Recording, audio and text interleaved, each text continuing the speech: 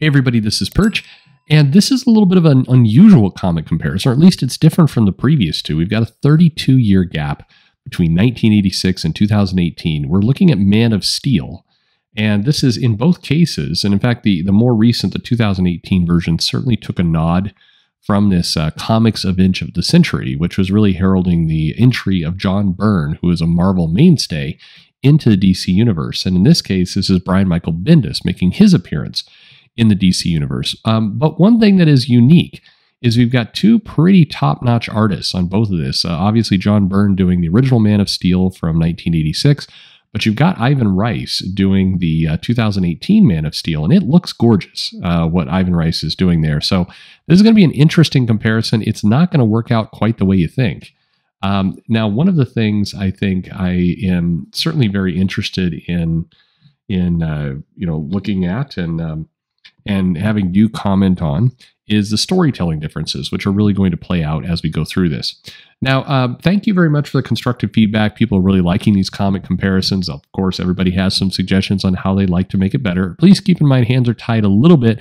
I am trying to be sensitive to copyright. That's why I'm not lingering on panels and why I have them zoomed back a little bit. Some people asked for more high fidelity things up front. That would be, I don't know. The rules on all this are a little bit murky, but I'm trying to at least be somewhat sensitive to the companies and respect their copyrights as well as in doing this bit. The other thing is timing the images to the commentary. That's also a little hard when I'm almost intentionally having to flip through these pretty quickly in order to also adhere by the rules. But I'll do my best. But again, thank you very much. And if you're enjoying these, I know I'm supposed to say this. I get people also mailing me saying I'm not a good marketer.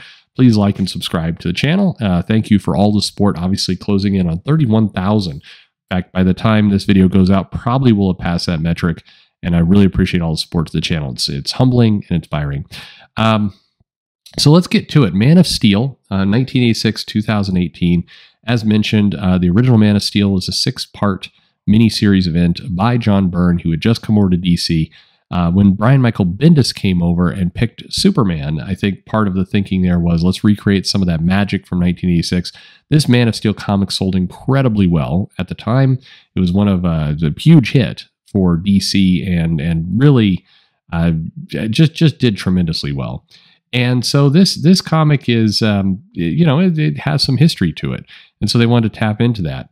As mentioned, the original 1986 had the same writer and penciler. This would be John Byrne. Dick Giordano was the inker. Tom Zucco was the colorist. And the comic cost 75 cents or $1.98 in today's terms, inflation value. It reminds me actually of the inflation calculator. I don't know, it may be $1.98 as of last week, but this week, the actual inflation value is $8. So hopefully not. Anyway, the 2018 version, Brian Michael Bendis, Ivan Reis doing some penciling, Joe Prado on inks, and Alex Sinclair on colors. This comic costs $3.99, and this was a weekly event that they put out and really try to tap into that kind of history. So let's get right into it. The cover, a kind of very different approach. The Man of Steel event, every single issue of these 6 had the same kind of treatment of a character in the foreground, something in the background. And the background is an indication of what this comic is going to cover, which is the history of Superman, kind of defining definitively the origin. Now, in the 2018 version, we got the Justice League there. Now, spoilers, they do not appear in the comic. They have nothing to do with it. It's just about Superman. But let's get into it. And so we get into kind of both cases. We've got Krypton, and many years ago in both situations. And here's where we're really going to hone in on the artistic and coloring sensibilities of the past. John Byrne is an incredibly detailed penciler. He definitely, he's never any kind of slouch. But you are seeing a lot more just blank backgrounds than typical for John Byrne. If you look at his Fantastic Four work, his X-Men work, you're going to see a lot more just, plain color background, which is a little bit unusual for Byrne. Now, he definitely puts in a lot of effort into the detail, and you can't criticize him. But at the same time, Ivan Reis is also doing a lot. Now, the colorist is doing some pretty heavy lifting here. The big difference, and this is true of the X-Men and Spider-Man comics as well, the coloring from this 86 version was very kind of graphic design, pop art. It's intended to have that cartoonish pop graphic feel to it. Very classic comic feel, whereas the 2018 version is definitely more Photoshop, more artistic kind of paint, but it looks nice and clean. And what you're going to see here is we've got plenty of dialogue. So the first several first several pages of this recant the origin of comics. They're about to send poor Kal-El into the rocket ship to get away from the planet, which is dying. We have Jor-El, his wife, talking through this. And then we also have this new character, this new villain that is really must cleanse Krypton. And this would be a villain that Brian Michael Bendis would introduce to the series. It didn't really take. He wanted it to make this a major Doomsday-like character, but it did not really take. But anyway, we get several pages of the origin of Superman in terms of them sending him away. We get the nice little wacky picture of this farmer, this very prehistoric character, and Laura is horrified by all this. But anyway, the decision must be done. The planet is dying, and so they send off little Kal-El. Meanwhile, in the 2018 version, we're getting a mugging, and we're getting Superman kind of taking care of that mugging very quickly. This is our first double-page spread that we get from the 2018 version. Again, Ivan Reis draws a beautiful Superman, no doubt about it. But the differences here between the comics is obviously the 1986 version was an origin story, and the 2018 version is definitely not. It's a day in the life of Superman. In this state, he's got his wife, Lois Lane. He has John Kent, who's a child at this point. If there's any kind of origin, it's for Rongol here, the villain that Bendis had set up. But we see, we go through the football days of Clark Kent. We go through, on the other hand, we get Superman kind of saving a burning building, just kind of going around the city doing Superman-like things. The character is pretty much, they're letting the art do a lot of the talking. Very unusual. There's as you've noticed probably by this point, there's a lot more dialogue going on in the 1986 Byrne version. There are word bubbles aplenty, whereas in the 2018 version, despite Bendis's reputation, it's remarkably subdued with the amount of text. We're letting Ivan Reis do a lot of the heavy lifting, which he does very, very well. Again, the John Byrne version is beautiful, but it is really the origin, and it's the very classic origin of Superman. He is a baby. He's found by the Kents. He's brought to the home. He has fantastical powers. We get this very cute moment of kid Lana saying, "I like you. You can be my boyfriend." And so you get a very by-the-numbers book of Superman discovering himself. And meanwhile, in the 2018 version, as I said, he stopped the fire. We've been introduced to this new character, Melody Moore, who's a fire chief. And Superman is just kind of, doing his thing. We get more shots of Rongol Zar, who is this villain that they're setting up and why he's a big threat. And he murders one of the Guardians here. And it is, again, this is told more through actions than by words. There's certainly plenty of dialogue boxes when Bendis really gets warmed up. But by and large, it's letting the images do the talking. The Superman book from 86 is using a very classic approach that was used at the time where they had chapters inside the book. We see more about the Kents. We're seeing kind of the superheroics that Superman is getting into. And we're finally getting to this moment where Superman is somewhat down about what he has done. He's realized that the people are going to be all over him. Now, at the 22-page mark, this is where the 2018 Man of Steel ends. And it ends on a bit of a cliffhanger. We've learned about Rongol. We've got Clark Kent doing some stuff at the Daily Planet. He meets back up with Lois and his son. And there's this flash of white light. And this is, what's going on here. Now, this would ultimately lead into his father kind of reemerging, the aging up of John Kent. That's where all this is going. But that comes in later. But that's the end of this comic for the 2018 version. 22 pages. Now, the 1986 version by Byrne would go basically another 10 pages. It would go to 32 pages. But again, it's telling the origin. It's Superman narrating how he saved this spaceship, and this is how he meets Lois. And he basically, you get a slight double page spread. You get kind of a double page panel where the rest is below. But anyway, she's kind of grilling him, and he realizes he needs a secret identity because they swarm him. The Kents are there to help out. Ma Kent sews him a nice costume. Always kind of a charming idea. and we learn about the origins to Clark Kent. I mean, it's moving along quite quickly, covering, you know, his birth, escaping Krypton, how he grew up, how he got the costume, his relationship with the Kents.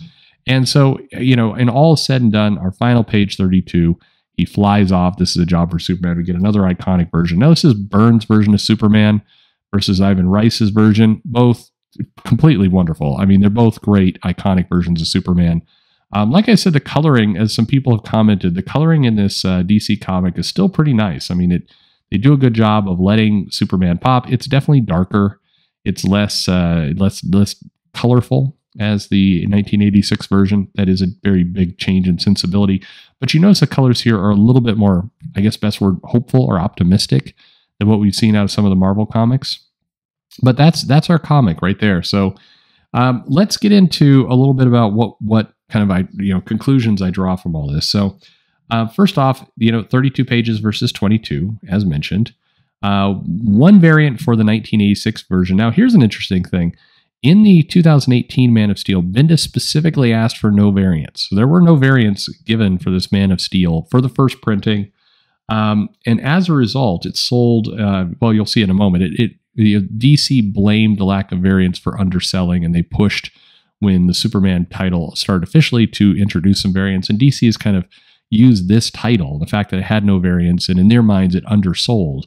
So they don't blame the kind of the overdoing it of number ones or any of that. They blame the failure of this title, in their minds the failure, as a lack of variants. And to this day, I've heard people complain that Bendis's choice and not ask for variants was a huge negative. Both titles had separate pencilers and inkers. And of the two, now reportedly, and here's where it's a little bit difficult, Superman Man of Steel was sold on the newsstand, but the number was reported was 1.42 million copies sold. Now, some of those were certainly pulped, and also there are some channels that don't get reported by this number. So this is probably about 1.5 million is accurate for what this title sold at the time. It was also bundled and sold in some other shops. This Man of Steel issue was Bendis's first comic for DC. It was heralded as a really big deal, and it sold 78,942 copies, which DC viewed as a colossal flop in their mind. They believed that Bendis would bring in much higher numbers than that for a number one Man of Steel with a superstar like Ivan Reis on it. So there was some pretty big disappointment there, which, as I said, they blamed on the variants. Looking at the two, so the comic, these two, it's a stark example of art style. So in both cases, I think what Ivan Reis did in 2018, what John Byrne did in 1986, both look beautiful. I mean, I think there's heavy detail. In fact, in anything, there's more detail in the Ivan Reis version in terms of what he's done. Obviously, the coloring makes a major impact in these books, but in both cases, I think you'd be hard pressed to say, well, one of these art styles is shoddy or poor. They're both quite good for their time period, but in both cases, we're seeing a huge difference between the eras. There's nearly 3 times the amount of text in the Byrne version, which I'll bet nobody who thought we were looking at a Bendis comic would have ever predicted. But there was, as I said, a lot of breathing space in the Bendis book. He let the art tell the story, which was nice. The pacing is hugely different. The 1986 version tells the classic Superman story. It covers a ton of ground in 32 pages. Actually, it goes through it. Now, we've seen that Superman origin story a lot, so it may seem like we've seen it all before many, many times, but it is told well. It's told in a pretty straightforward way. Interestingly enough, neither comic really has Superman facing a villain. The heroics that we see in the Byrne version is him basically taking care of some basic tasks, saving the space shuttle, etc. In the Ivan Reis version, it's kind of the same thing. He does stop this kind of mugging, or whatever is going on there, some kind of crime, but he's also putting out a fire. In the 2008 version, we certainly set up the future villain, but in both cases, Superman kind of doing Superman things, not really fighting anybody. I guess the biggest conclusion I have is when you look at this, which one you gravitate to is really going to be the perfect test of which era of comic reader you are. You're probably going to just kind of have your heart drawn to one or the other. There's probably some of you who will say, I like both of these. These are both pretty damn solid. But this is really a very clear indication are you a fan of the 80s? Are you a fan of 2018? Like, what era do you like? This is one of the most perfect comics to do this.